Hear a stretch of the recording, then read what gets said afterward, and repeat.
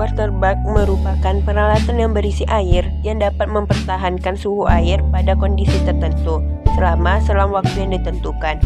Fungsi utama waterbag adalah untuk memanaskan atau mengikubasi sampel pada suhu konstan dengan tingkat presisi tinggi.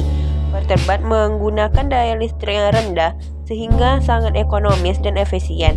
Pada laboratorium mikrobiologi, waterbag digunakan untuk mengikubasi kultur mikrobiologi secara sederhana. Alat ini menggunakan pemanas pada air yang dipanaskan dengan api maupun dengan listrik atau uap dari air. Prinsip kerja utama waterbag adalah mengubah energi listrik menjadi energi panas menggunakan elemen pemanas atau heater, kemudian mendistribusikan panas tersebut secara merata ke seluruh air di dalam wadah dan menjaganya pada suhu yang telah ditentukan secara presisi.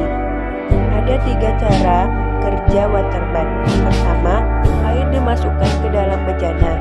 Yang kedua, atur suhu yang dikehendaki dan hidupkan waterbag. 3. Masukkan benda yang akan dipanaskan ke dalam air untuk tanggas air. Letakkan benda pada salah satu lubang untuk tanggas uap.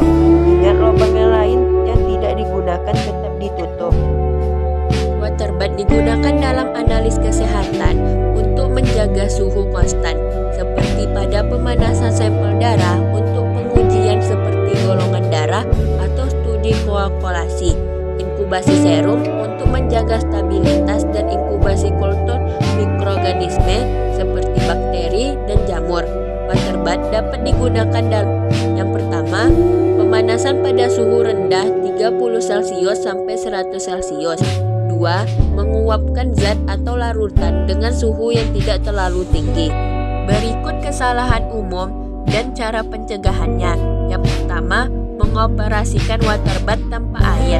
Ini dapat merusak elemen pemanas secara permanen.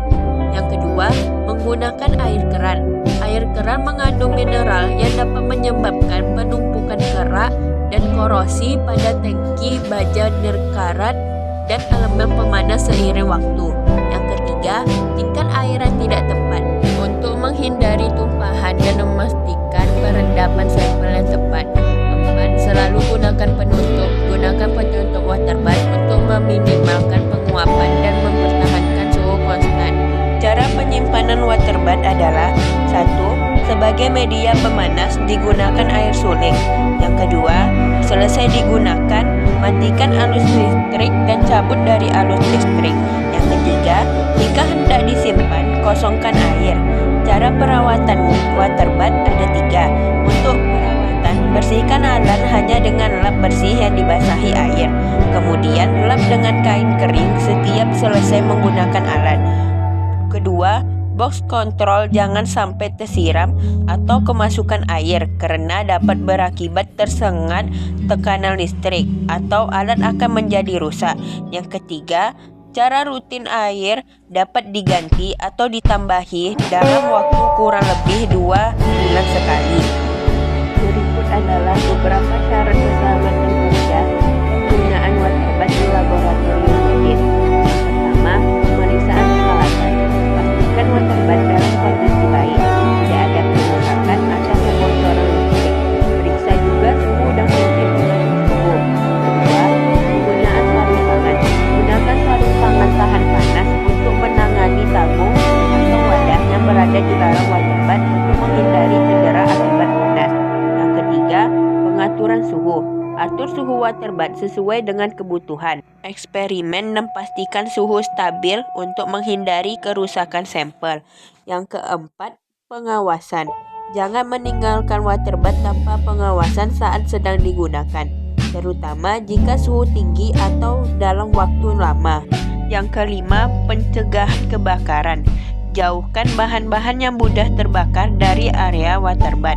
Pastikan area kerja tertata rapi dan bebas dari bahan-bahan berbahaya.